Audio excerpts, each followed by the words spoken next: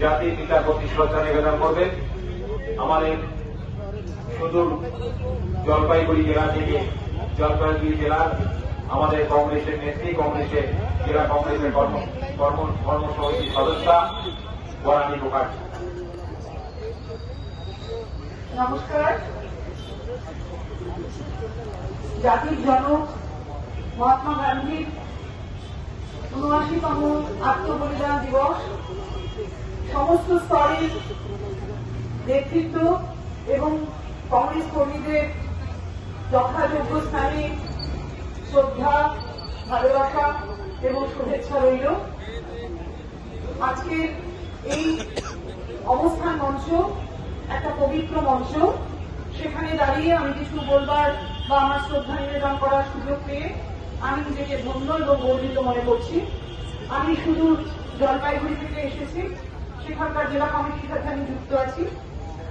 আমি জাতির জনকের নাম মুছে ফেলবার যে একটা ভিন্ন চক্রান্ত এবং একটা হাস্যকর চক্রান্ত চলছে, তাকে তীব্র ধিক্কার জানাই এবং যারা এই মূর্খের স্বর্গে বাস করছেন যে গান্ধীজির নামটা মুছে ফেলা যায়, তাদের উদ্দেশ্যে বলবো যে আগামী 20 বছর বাদে আপনার দলের নামটা থাকবে কিনা তাদের সন্দেহ আছে, কিন্তু আগামী 2000 বছর পরেও বাপু থাকবেন, বাপু ছিলেন, আছেন, থাকবেন। তার প্রতি শ্রদ্ধাঞ্জলি। বাপুর উদ্দেশ্যে নিবেদন করছি ছোট্ট কয়েকটা লাইন। রাজা তুমি নহ হে মহাতাপস, তুমি প্রাণের প্রিয়, ভিক্ষাভূষণ ফেলিয়া করিব তোমার উত্তরীয়। দৈন্যের মাঝে আছে তব ধন, মৌনের মাঝে রয়েছে গোপন, তোমার মন্ত্র অগ্নিবচন তাই আমাদের দিও, ভিক্ষাভূষণ ফেলিয়া করিব তোমার উত্তরীয়।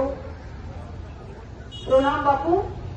বাপু আমাদের 3টে মন্ত্র শিখিয়েছেন: সত্য, অহিংসা আর আত্মনির্ভরতা।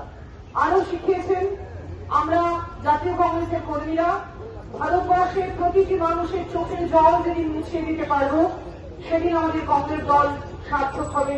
সেই কাজে কংগ্রেস ব্রতী আছে, কংগ্রেস থাকবে, আগামীতেও এই স্বপ্ন আমরা কংগ্রেস কর্মীরা দেখি।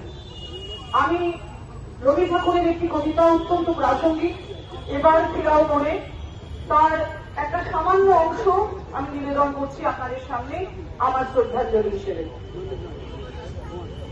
ওরে তুই ওট আজি, আগুন লেগেছে কোথাও, তার শঙ্খ উঠিয়াছে বাজি, জাগাতে জগৎ জলে, কোন অন্ধকারা মাঝে জড় জড় বন্ধনে, অনাধীন মাগিছে সহায়, স্ফীতকায় অপমান, অক্ষমের বক্ষ হতে রক্ত শোষী করিতেছে পান, লক্ষ মুখ দিয়া বেদনায় করিতেছে পরিহাস, স্বার্থোদ্ধত অবিচার, সংকুচিত ভীত কৃতদাস, লুকাইছে ছদ্মবেশে।